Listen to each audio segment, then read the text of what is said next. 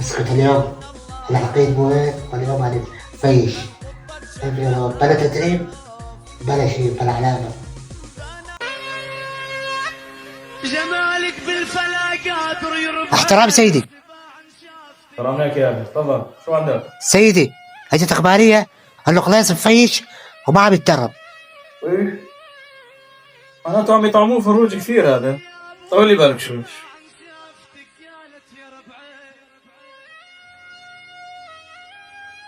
هلا يا ابني حولني على المقصد.